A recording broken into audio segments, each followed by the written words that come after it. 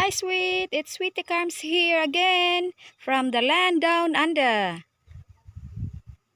Ngayon sweet, ang ipapakita ko sa inyo itong dalawang jade plants ko na ito ay nakaharang sa pintuan ng bahay. So pagpasok mo ng bahay na nasa sa labas ito yung una mong makikita. Diba, yung jade is kilala as a fortune plant, lucky plant.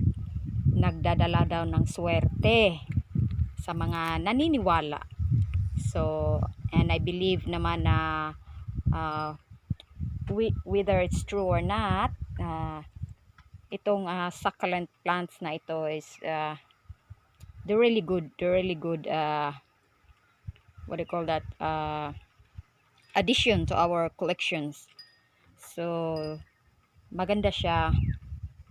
So ito yung jade plants na Crassula ovata. So ito yung variety niya. So yan. Tingnan natin. Medyo malaki na siya. Medyo malaki na ito. Okay. Tingnan nyo yan.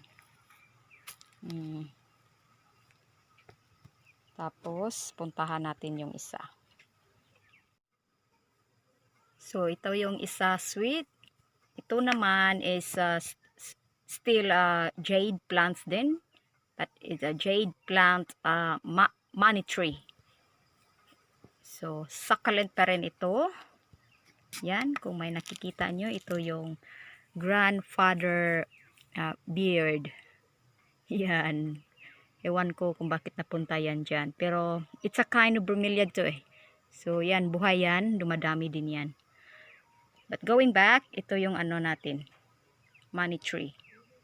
Na jade plants. Yan. Okay. So, namumulaklak na ito dati. Yung dalawa kong itong dalawang jade plants ko. Sabi nila, maswerte daw pag may namumulaklak.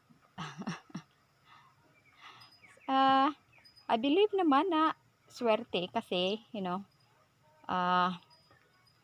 we are still breathing. We can still eat, and we can still, we still have roof under our, roof over our head. So yan ang importante. So pagising natin sa umaga, yan, swerte na tayo, buhay tayo, at wala tayong sakit. So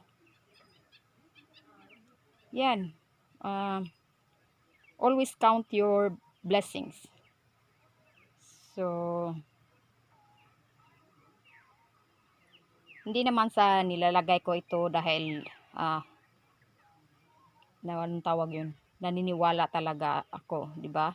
You still have to work, and you still have to strive to meet the demands in life. So yan. Pero sabi ko, maganda itong collection sa mga mahilig sa tanim. Alam nila na yung mga succulent. At yeah, kasama na rin doon ng pagtitiwala na sana nagbibigay nga ng fortune, o nagbibigay ng good luck sa atin.